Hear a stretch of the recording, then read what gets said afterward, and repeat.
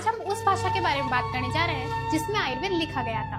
The most awaited subject on the channel. Hello everyone, myself Himakshi Parik. I am second year BM student and welcome to our channel Simplified Ayurved. इस वीडियो से हम Sanskrit subject की शुरुआत करेंगे। Before going on to the topics, पहले हम subject का ब्रीफ देख लेते हैं। संस्कृत सब्जेक्ट के हमें 2 पेपर है, दोनों ही 100 मार्क्स के, यानी 200 मार्क्स की थ्योरी प्लस 100 मार्क्स का वाइवा। टोटल 300 मार्क्स का वेटेज संस्कृत का है।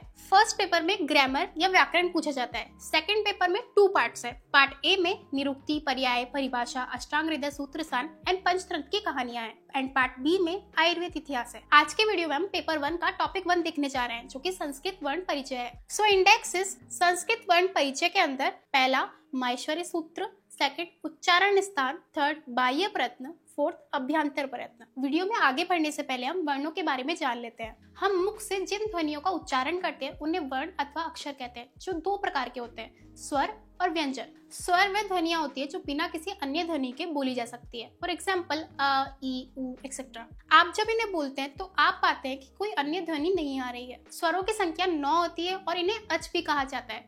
अच क्यों कहा जाता है वीडियो में हम आगे देखेंगे। सेकंड इज व्यंजन। व्यंजन वह वर्ण होते हैं जो स्वतंत्र रूप से बोले नहीं जा सकते। फॉर एग्जाम्पल, क का उच्चारण करते समय आपको क के साथ अ भी सुनाई देता है। व्यंजनों को हल भी कहा जाता है। इनकी संख्या 33 यानी 33 होती है। व्यंजनों का उच्चारण काल अर्ध मात्रा का होता है। जिन व्यंजनों में स्वर का योग नहीं होता उन्हें हलन का साइन लगाया जाता है। स्क्रीन पर दिख रहे सभी वर्णों में स्वर का योग नहीं है, यानी स्वर रहित है। इनके स्वर रहित रूप को समझने के लिए हम हलंत लगाते हैं। फॉर एग्जाम्पल, क प्लस अ क। शुरुआत करते हैं फर्स्ट टॉपिक की, जो कि है माहेश्वर सूत्र। नृत्य अवसाने नटराज राजो ननाद डिक्का नव वंचारम ऊर्ध्व तु काम संतादि सिद्धान एत्व द्विमर्षे शिव सूत्र जालम। इस सूत्र का मतलब है कि शिव जी ने तांडव के अवसान यानी समाप्ति पर नव पंचारम यानी 9 + 5 यानी 14 बार डमरू बजाया था। उससे जो 14 ध्वनियां निकली थी उन्हें हम 14 माहेश्वर सूत्र कहते हैं एंड वही आगे जाकर व्याकरण का आधार बना। इसीलिए व्याकरण सूत्रों का आदि प्रवर्तक भगवान नटराज यानी शिव जी को माना गया है। महर्षि पाणिनि ने इन सूत्रों को देवादिदेव शिव के आशीर्वाद से प्राप्त किया, जो कि आगे जाकर पाणिनीय संस्कृत का आधार बना। माहेश्वर सूत्रों का यूज करके महर्षि पाणिनि ने व्याकरण को अत्यंत लघु रूप प्रदान किया। माहेश्वर सूत्रों की संख्या कुल 14 है, जो कि निम्नलिखित है। आपको ये 14 माहेश्वर सूत्र इसी टोन एंड सीक्वेंस में लर्न करने हैं। आई उणा, रुल रुका, ए ओंगा, ए उच, हय वरट, लण, यम गणनम, झबय, धड़ दश, जब गड़ दश, खफ छट थ छट तव, कपय, श स सर, हल। इन्हीं 14 सूत्रों में व्याकरण के समस्त वर्णों का समावेश किया गया है। शुरुआत के 4 सूत्रों में स्वर एंड लास्ट के 10 सूत्रों में व्यंजनों की गणना की गई है। अब हम जानेंगे प्रत्याहार के बारे में। वर्णों या पदों के संक्षेपीकरण को ही प्रत्याहार कहा जाता है। प्रत्याहार का अर्थ अष्टाध्याय के प्रथम अध्याय के प्रथम पाद के 71वें सूत्र आदित्येन संहिता सूत्र द्वारा प्रत्याहार बनाने की विधि का पाणिनि ने निर्देश किया है। माहेश्वर सूत्रों में प्रोनाउंस करते वक्त हर सूत्र के एंड का जो अक्षर होता है उसकी इत संज्ञा होती है। इत संज्ञा का मतलब लोप हो जाना, इसलिए हम इसे प्रोनाउंस करते वक्त आ ई उ को आ ई उ ही अनाउंस करते हैं। फॉर एग्जाम्पल, अकार वर्ण से 8 प्रत्याहार बनेंगे, अण, अक, अच, अट, अण, अम, अश, अल। इकार से 3 प्रत्याहार बनेंगे, इक, इच, इण। उकार से 1, उक। एकार से 2, इंग, इच।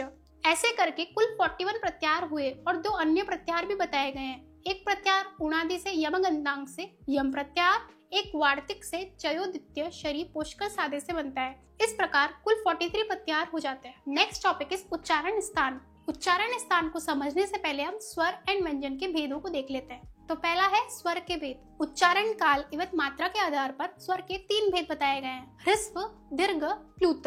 एक मात्रो भवेत ह्रस्वो, द्विमात्रो दीर्घ उच्यते, त्रिमात्रस्तु प्लुतो, ज्ञेयो व्यंजनम त्वक् मात्रकम। अब जानते हैं ह्रस्व स्वर क्या होता है। जिन स्वरों के उच्चारण में केवल एक मात्रा का समय लगे अथवा कम से कम समय लगे उन्हें ह्रस्व स्वर कहते हैं। फॉर एग्जाम्पल, अ, ई, उ, रु, रू।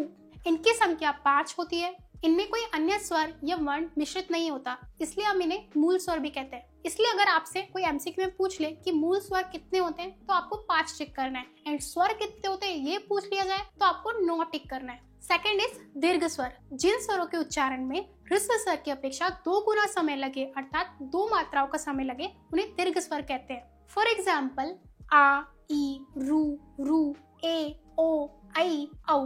इनकी संख्या 8 होती है। थर्ड इज प्लुत स्वर।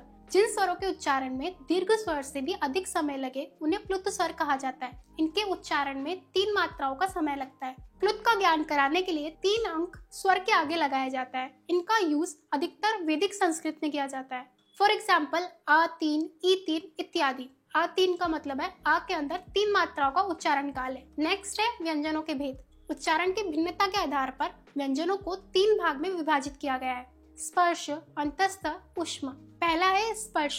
काद्योम अवसानाम स्पर्शः, अर्थात जिन वर्णों के उच्चारण में जिह्वा मुख के किसी भाग को स्पर्श करती है और वायु रुक कर झटके से निकलती है वे सभी स्पर्श संज्ञक होते हैं। क से म पर्यंत वर्ण स्पर्श संज्ञक होते हैं। इनकी संख्या 25 होती है जो निम्न 5 भागों में विभक्त है, क वर्ग, च वर्ग, ट वर्ग, त वर्ग, प वर्ग। सेकंड इज अंतस्थ, अर्थात जिन व्यंजनों का उच्चारण वायु को कुछ रोककर अल्प शक्ति से किया जाता है वे अंतस्थ संज्ञक होते हैं। यणो अंतस्था यानी यर ल वर्ण यानी यंत प्रत्याहार अंतस्थ है। इनकी संख्या 4 होती है, य र व ल। Third is ऊष्म। जिन व्यंजनों का उच्चारण वायु को धीरे धीरे रगड़ के साथ निकाल कर किया जाता है वे ऊष्म संज्ञक कहलाते हैं। शल ऊष्मानम यानी शल प्रत्याहार ऊष्म संज्ञक होता है। शल प्रत्याहार मतलब श, श, सह। इनकी संख्या भी 4 होती है। इनके अतिरिक्त 3 व्यंजन और होते हैं जिन्हें संयुक्त व्यंजन कहा जाता है, जो कि 2-2 व्यंजनों के मूल से बनते हैं, जैसे कि क प्लस श क्ष, त प्लस र त्र, ज प्लस य ज्ञ। नेक्स्ट इज अयोगवाह वर्ण, जो न स्वर होते हैं न व्यंजन, जो स्वर के बाद एंड व्यंजन से पहले प्रयुक्त किए जाते हैं। संस्कृत में ये 5 टाइप के होते हैं। फर्स्ट इज अनुस्वार। स्वर के ऊपर जो बिंदु लगाई जाती है उसे अनुस्वार कहते हैं। स्वर के बाद न अथवा म के स्थान पर अनुस्वार का प्रयोग किया जाता है। फॉर एग्जाम्पल इयम गच्छति। इयम गच्छति में म के स्थान पे अनुस्वार लगा दिया जाता है। सेकेंड एग्जाम्पल इज यशान प्लस सी इक्वल टू यशान सी। य प्लस श प्लस आ प्लस न, यानी आ के बाद न आने पर न के स्थान पर अनुस्वार हो गया, विच मीन्स यशान प्लस सी यशान सी। इसके अन्य उदाहरण भी है जैसे कि अंश, हंस, सिंह इत्यादि। सेकंड इज अनुनासिक। यम डनन्ना, ये 5 वर्ण अनुनासिक होते हैं। इन्हें अर्ध अनुस्वार भी कहा जाता है, जिसे चंद्र बिंदु के नाम से भी जाना जाता है। फॉर एग्जाम्पल यहाँ, कहाँ, वहाँ, 5 इत्यादि। थर्ड इज विसर्ग। स्वरों के आगे आने वाले 2 बिंदुओं को विसर्ग कहते हैं। विसर्ग का उच्चारण आगे ह की तरह किया जाता है। इसका प्रयोग किसी स्वर के बाद किया जाता है। यह र और स के स्थान पे भी प्रयुक्त किया जाता है, जैसे कि रामः, बानुः एक्सेट्रा। फोर्थ इज जिह्वा मूल्य, जिसका प्रयोग क एवं ख से पहले किया जाता है, अर्थात क एवं ख से पहले अर्ध विसर्ग वाले चिन्ह को ही जिह्वा मूल्य कहते हैं, जैसे स करोति, स खादति। लास्ट इज उपपदमानीय। इसका प्रयोग प एवं फ से पूर्व अर्ध विसर्ग की तरह किया जाता है, जैसे कह पचति, वृक्ष फलति एक्सेट्रा। क वर्ग से प वर्ग तक 5 वर्गों के प्रथम और द्वितीय अक्षर यानी क, ख, च, छ आदि तथा ऊष्म वर्गों के श, स, स, ह को पुरुष व्यंजन कहते हैं और शेष वर्ग ग, घ आदि को कोमल व्यंजन कहते हैं। व्यंजनों के 2 प्रकार हैं, अल्प प्राण, महाप्राण। 5 वर्गों के पहले और तीसरे वर्ग क, ग, च, ज आदि अल्प प्राण है तथा दूसरे और चौथे वर्ण ख, घ, छ, झ महाप्राण है। वर्गों के पंचम वर्ण ड, ज, न, नु, म अनुनासिक व्यंजन कहलाते हैं। फाइनली अब आता है वर्गों का उच्चारण स्थान। संस्कृत वर्णमाला में पाणिनीय शिक्षा के अकॉर्डिंग 63 वर्ण बताए हैं एंड उन सभी के उच्चारण के लिए 8 उच्चारण स्थान है, जो है उर, कंठ, शीर, जिह्वामूल्य, दंत, नासिका, ओष्ठ, तालु। एंड इन उच्चारण स्थानों का विभाजन निम्न रूप से किया गया है, जो कि हम इस टेबल से देखेंगे। तो हम इस टेबल में पहला सूत्र देखेंगे, अकुह विसर्जयानाम कंठ। अ से अकार, क से क वर्ग एंड विसर्ग, इन सभी का उच्चारण कंठ से होता है। सेकंड सूत्र इज इचु यशानाम तालुह। ईकार, च वर्ग एंड य और श का प्रोनाउंसिएशन तालु से किया जाता है, यानी इनका उच्चारण करते वक्त जिह्वा जो है तालु को टच करती है। थर्ड इज रुटु रसानाम मूर्धा। रू, रू, ट वर्ग, र और श, इनका उच्चारण मूर्धा से किया जाता है, यानी इनके उच्चारण के समय जिह्वा मूर्धा को स्पर्श करती है। फोर्थ इज ऋतुलसानाम दंतः।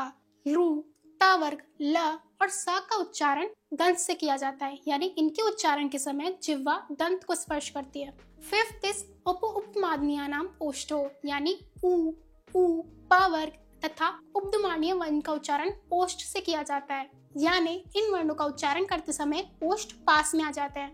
नेक्स्ट इज ए देताऊ कंठ तालु, यानी ए और आई का उच्चारण कंठ और तालु दोनों की सहायता से किया जाता है। नेक्स्ट इज ओ दौतो कंठ ओष्ठम, यानी ओ और औ का उच्चारण कंठ और ओष्ठ दोनों की सहायता से किया जाता है।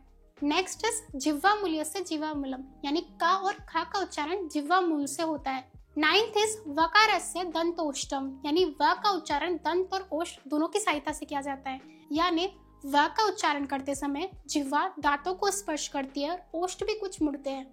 यमगन नाम नासिका च, यानी अनुस्वार का उच्चारण नासिका से किया जाता है। थर्ड टॉपिक इस वर्णों का अभ्यांतर एवं बाह्य प्रयत्न।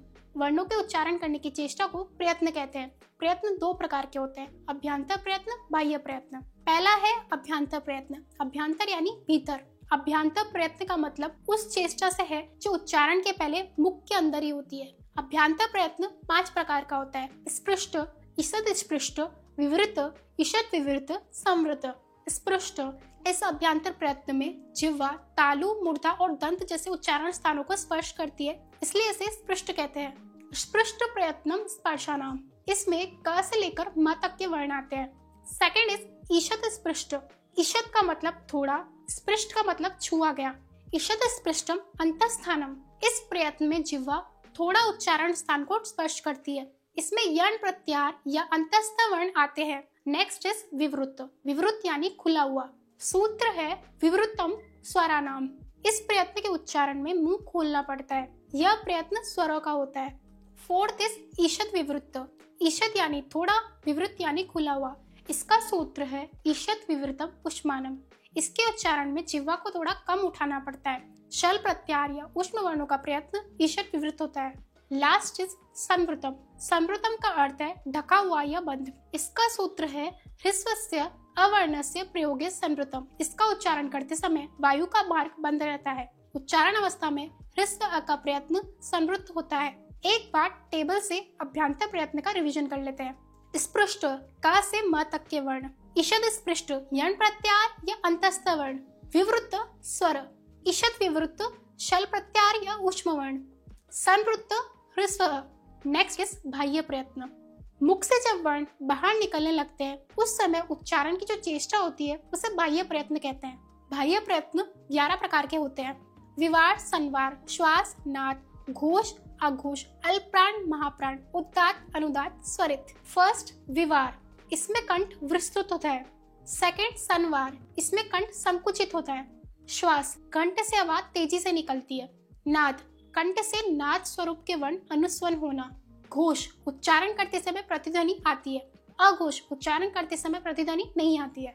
अल्प प्राण, उच्चारण करते समय प्राण वायु का अल्प प्रयोग। महाप्राण, उच्चारण करते समय प्राण वायु का अधिक उपयोग। उदात्त, तालु आदि स्थानों के ऊर्ध्व भाग से उच्चारित। अनुदात्त, तालु आदि स्थानों के अधोभाग से उच्चारित। स्वरित, उदात्त और अनुदात्त दोनों की एक वर्ण में समानता वाले स्वर। विवार, श्वास, अघोष, संवार, नाद, घोष, अल्प प्राण, महाप्राण, उदात्त, अनुदात्त एंड स्वरित, इन सब में जो भी वर्ण है आप इस टेबल से रेफर कर सकते हैं। अब देखते हैं बाह्य प्रयत्न के कुछ सूत्र। खरो विवारः श्वास अघोषश्च, यानी कि खर प्रत्याहार के अंतर्गत आने वाले वर्णों का प्रयत्न विवार, श्वास, अघोष होगा। हर्ष, संवार, नाद, घोषश्च, यानी कि हस प्रत्याहार के अंतर्गत आने वाले वर्णों का प्रयत्न संवार, नाद, घोष होगा। वर्गाणाम प्रथमा, तृतीया, पंचमा, यणश्च अल्पप्राण। अल्प का अर्थ है कम और प्राण का अर्थ है वायु, यानी जिन वर्णों को बोलने के लिए भीतर से कम वायु की आवश्यकता होती है उन्हें अल्प प्राण कहा जाता है। वर्गों के प्रथम और तृतीय वर्ण तथा यण प्रत्याहार का बाह्य प्रयत्न अल्प प्राण होगा। वर्गाणाम द्वितीय, चतुर्थ, शल्यस्य महाप्राणा। महा यानी अधिक और प्राण यानी वायु, यानी जिन वर्णों के बोलने में अधिक वायु की आवश्यकता होती है उन्हें महाप्राण कहते हैं। वर्गों के दूसरे, चौथे वर्ण तथा शल प्रत्याहार का बाह्य प्रयत्न महाप्राण होगा। 14 व्यंजनों का बाह्य प्रयत्न महाप्राण होता है, 19 व्यंजनों का बाह्य प्रयत्न अल्प प्राण होता है। इस वीडियो को एंड करने से पहले मुझे आपसे 3 सवाल पूछने हैं। फर्स्ट, माहेश्वर सूत्र कितने होते हैं? सेकंड, आ वर्ण का उच्चारण स्थान इनमें से कौन सा होता है? थर्ड, बाह्य प्रयत्न कितने होते हैं? इन तीनों सवालों के जवाब आप मुझे कमेंट बॉक्स में बताइए। अगर इस टॉपिक को आपको और स्ट्रॉन्ग करना है, इस टॉपिक पे 20 MCQs की गूगल फॉर्म लिंक डिस्क्रिप्शन में दी गई है। Till then, thank you for watching this video. Stay healthy and keep simplifying.